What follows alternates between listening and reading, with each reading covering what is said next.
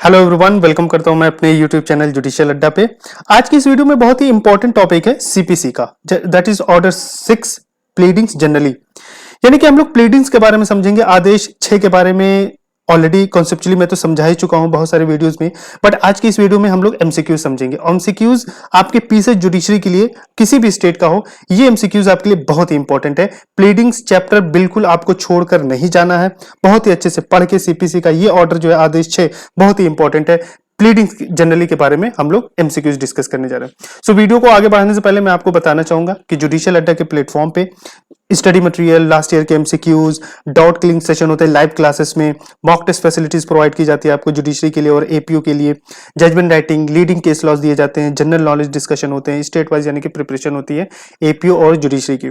आप हमारे इस वीडियो के डिस्क्रिप्शन में जा सकते हैं, हमारे वेबसाइट पे विजिट कर सकते हैं, ऐप को देख सकते हैं, हमारे साथ लिंक्डइन पे, इंस्टाग्राम पे, टेलीग्राम पे आप जुड़ सकते हैं हमारे सोशल मीडिया प्लेटफॉर्म पे। तो आइए without killing your precious time start करते हैं। Pleading has been defined in, first question है आज की इस वीडियो का। जनरली ये डायरेक्ट क्वेश्चन है। ये प्लीडिंग तो बेसिकली पूछना चाहता है कि प्लीडिंग किस कहां पे है, किस आदेश में, किस रूल में। तो मैं आपको बता दूं कि यहाँ पे ए वाला करेक्ट है, यानी कि ऑर्डर 6 रूल 1 में है। जब आप वहां पे पढ़ेंगे तो वहां पे बताता है प्लीडिंग इंक्लूड्स प्लेंट और रिटन स्टेटमेंट, इस तरीके से बात वहां करते हैं। तो आई थिंक जो लोग प्लीडिंग कॉन्सेप्ट पढ़े होंगे, प्लीडिंग के बारे में जानते होंगे, उनको पता होगा, ये उनके लिए बहुत ही आसान क्वेश्चन होगा। Second question, pleading means. अब यहाँ पे प्लीडिंग मीन्स पूछ रहा है, जैसा कि मैंने पहले ही एग्जाम्पल में मैंने आपको बता दिया, एक्सप्लेन कर दिया, रूल 1 से ही क्वेश्चन ये भी है, लेकिन लैंग्वेज, भाषा या तरीका कह लीजिए क्वेश्चन का अलग है। तो यहाँ पे आप कह सकते हैं प्लीडिंग का मतलब प्लेन या रिटन स्टेटमेंट होता है। तो यहाँ पे बी वाला करेक्ट हो गया। Next question, pleading should state. अब प्लीडिंग में क्या स्टेट होना चाहिए, क्या मेंशन होना चाहिए? तो जब आपको कॉन्सेप्चुअली पढ़ोगे प्लीडिंग तो वहां पे आपको समझ में आएगा प्लीडिंग में हमेशा मटेरियल फैक्ट्स होते हैं। आपको लॉ के बारे में नहीं बताना है, एविडेंस के बारे में नहीं बताना है, या कोई और फैक्ट्स के बारे में नहीं बताना है। आपको सिर्फ मटेरियल फैक्ट्स के बारे में अपने प्लीडिंग्स में बात रखनी है। तो I think A is the suitable answer, most suitable answer A है। वीडियो को आगे बढ़ाने से पहले मैं आप सभी से रिक्वेस्ट करूंगा, प्लीज अगर आप मेरे चैनल पे फर्स्ट टाइम है, लाइक करिए, सब्सक्राइब करिए, शेयर करिए और कमेंट भी करिए और बेल आइकन को जरूर प्रेस करें ताकि आपको नोटिफिकेशन मिल पाए हमारे आने वाले वीडियोस के बारे में आपको पता चल पाए। Next question, which of the following is are the fundamental rules of pleading as set forth under order 6 rule 2 of CPC। यानी कि CPC के आदेश 6 में जो रूल 2 है, यानी कि उसमें रूल्स रेगुलेशन बताता है प्लीडिंग में क्या क्या होने चाहिए, क्या क्या नहीं होने चाहिए, कैसे आपको प्लीडिंग में क्या क्या चीजें होनी चाहिए, पैराग्राफ वाइज होनी चाहिए, कॉन्सिक्यूटिवली नंबर्ड होना चाहिए, है ना, मटेरियल फैक्ट्स होना चाहिए, ये सब बातें उनके बारे में बताया गया। तो ये कहता है कि कौन सा फंडामेंटल रूल्स है, यानी कि ये कहना चाहता है कौन सा फंडामेंटल रूल है प्लीडिंग का। तो every pleading must state facts and not law only, तो ये भी है, बिल्कुल सही बात। It must state material facts only, बिल्कुल सही बात, ये दूसरे क्वेश्चन में मैंने ऑलरेडी डिस्कस कर दिया। It must state such facts in A concise form, जाहिर सी बात है फैक्ट जो होंगे कंसाइज फॉर्म में होंगे, बहुत ही बढ़ा चढ़ा के आपको नहीं बोलना, कंसाइज पॉइंट टू पॉइंट रखना है। तो इसमें I think most suitable answer D होगा, all of the above. Next question, what is the essence of pleadings. Pleadings का एजेंस क्या है? Plead facts not law, plead law not facts, plead facts and law, all of the. देखिए मैंने आपको बताया law को नहीं लिखा जाता प्लीडिंग में। अपने प्लीडिंग में चाहे आप प्लेंट है, प्लेंटिफ है, तो प्लेंट में अपने आप लॉ के बारे में नहीं बताएंगे, है ना। कोर्ट को, जज को आपसे ज्यादा पता है, आप सिर्फ फैक्ट, मटेरियल फैक्ट्स के बारे में बताएंगे, आप अपनी दिक्कतों के बारे में बताएंगे, आप अपने इश्यूज के बारे में सिर्फ बताएंगे, और आप उस पर चाहते क्या, यानी कि प्रेयर्स के बारे में बताएंगे। आप कानून नहीं सिखाएंगे कोर्ट को, तो लॉ नहीं मेंशन करना चाहिए प्लीड में, ये एक इजेंस है या रूल्स है आप कह लीजिए। तो ये वाला तो ऐसे ही गलत हो गया।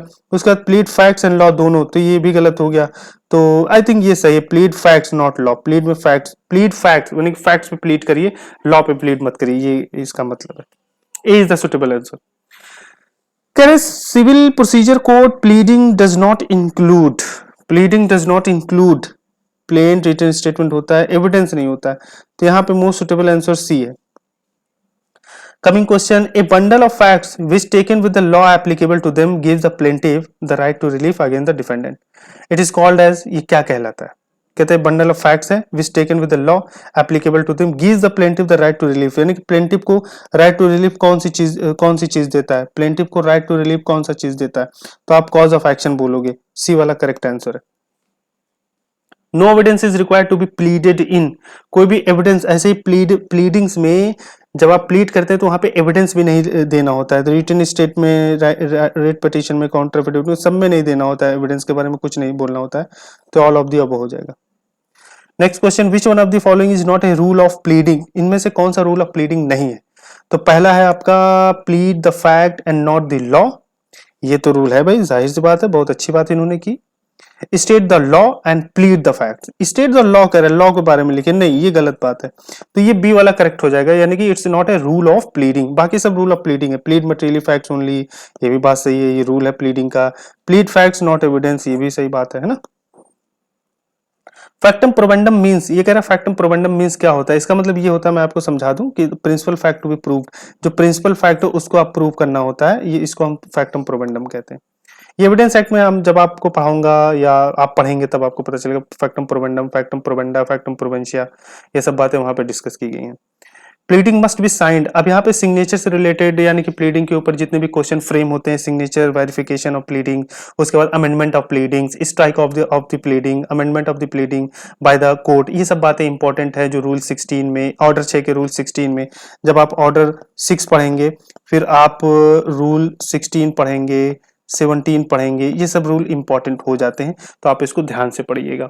Pleading must be signed by the party, by the pleader only, by the pleader and party both, ये तो सी वाला है, बोथ दोनों साइन करते हैं, अगर पार्टी तो साइन करेगा ही करेगा, बाकी प्लीडर अगर है अपॉइंटेड है तो वो भी साइन करेगा।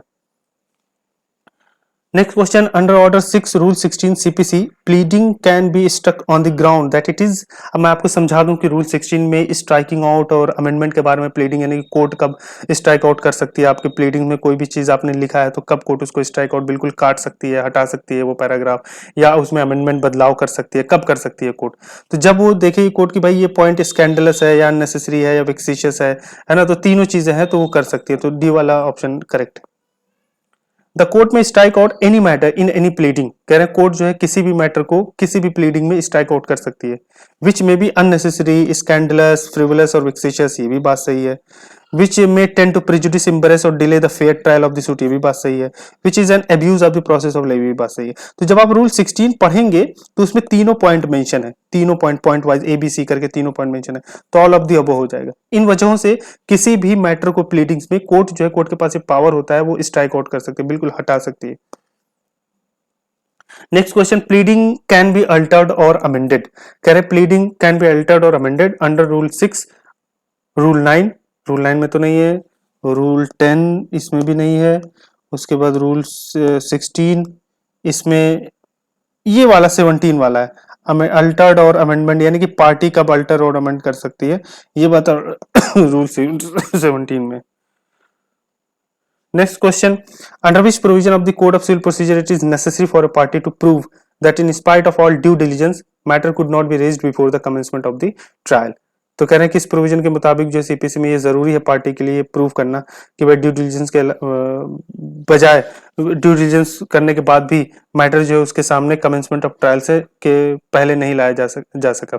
तो रूल 17 में है, मैं आपको थोड़ा सा समझा दूं, देखिए रूल 17 में क्या है, पार्टी जो है ना अमेंडमेंट कर सकते हैं अपने प्लीडिंग में, और अमेंडमेंट क्या होता है कि किसी भी स्टेज पे किया जा सकता है, but before the commencement of trial, trial commence होने से पहले, और ट्रायल कमेंस होने के बाद भी अमेंडमेंट किया जा सकता है, लेकिन बशर्ते कि पार्टी को प्रूव करना होता है कि भैया हमने ड्यू डिलिजेंस किया था, बहुत कोशिश की, लेकिन फिर भी हम मैटर को नहीं ला सके आपके सामने। ऐसी सूरत में ठीक है, बाद में भी लिया जा सकता है, कमेंसमेंट ऑफ ट्रायल के बाद भी अमेंडमेंट करवाया जा सकता है, अलाउ कर सकती है कोर्ट, लेकिन ज्यादातर जो है कमेंसमेंट ऑफ ट्रायल से पहले जो है अमेंडमेंट एप्लीकेशन एक्सेप्ट किया जाता है और अलाउ करती है कोर्ट। तो ये बात आप ध्यान रखिएगा, ऐसा रूल 17 में लिखा है। तो रूल 17 के रिगार्डिंग ये क्वेश्चन आपसे पूछा जा रहा है, जैसा कि मैंने आपको पहले इंपॉर्टेंट बता दिया कि यहाँ इस ऑर्डर से आपका रूल 16, 17 ये सब इंपॉर्टेंट ऑर्डर हो जाते हैं। बाकी रूल 1 है, 2 है, ये सब भी रूल्स इस ऑर्डर से इंपॉर्टेंट है। Order 6 rule 17 of the CPC, the court can allow to alter or amend the proceeding to either party, तो यहाँ पे ये वाला दोनों पार्टीज को, किसी भी पार्टी को कर सकते हैं। प्लेंटिव गया अमेंडमेंट करवाना चाहता है अपने प्लेंट में तो उसके भी अलाउ किया जा सकता है। डिफेंडेंट अपने रिटन स्टेटमेंट में कुछ अमेंडमेंट करवाना चाहता है, अल्टरेशन करवाना चाहता है, तो वो भी एप्लीकेशन लगा सकता है, उसको भी अलाउ कर सकती है court. Voluntary amendment is provided, ये रूल 17 ही है। वॉलंटरी अमेंडमेंट मतलब पार्टी अपने खुद मर्जी से जा रही है अमेंडमेंट करवाने, रूल 17 है, सी वाला ऑप्शन है। Court can allow amendment of pleading at any stage of the proceeding. तो ये अभी अभी मैंने बताया आपको, तो ये at any stage of the proceeding है, तो ये करेक्ट आंसर। ये भी क्वेश्चन आते हैं। Under Order 6, Rule 17, an application for amendment of pleading can be allowed before the commencement of trial, after the commencement of trial, either before or after the commencement of trial। तो अगर ये आए तो ये सी वाला कर दो आप, चाहे पहले चाहे बाद में। मोस्टली पहले होता है, बट बाद में भी हो सकता है। अगर पार्टी ने प्रूव कर दिया कि भाई ड्यू डिलीजेंस के बाद भी, in spite of the due diligence, हम जो है आपके सामने ये नोटिस नहीं ला सके, ऑब्जेक्शन नहीं रेज कर सके, तो फिर बाद में भी हो जाता है। तो ये 20 क्वेश्चन थे। आई थिंक आपको आज के ये वीडियो समझ में आया होगा। एमसीक्यूज बहुत अच्छे से हमने डिस्कस किया यहाँ पे। आई होप कि आप इंजॉय किए होंगे इस वीडियो को। तो लास्ट में एक बार फिर मैं आप सभी से रिक्वेस्ट करूंगा, प्लीज आप अगर हमारे चैनल पे फर्स्ट टाइम है, लाइक करिए, सब्सक्राइब करिए, शेयर करिए, बेल आइकन को जरूर प्रेस करिए। अगर आपको लगता है कोई क्वेश्चन इसमें गलत फ्रेम हो गया या आंसर मैंने गलत किया उसका, तो आप कमेंट में कमेंट भी कर सकते हैं। और कमेंट में ये भी बता दीजिए कि आप हम नेक्स्ट वीडियो किस टॉपिक पे लाए, किस कौन सा एमसीक्यूज हम डिस्कस करें। तो आपने अपना कीमती वक्त दिया, उसके लिए थैंक यू सो मच।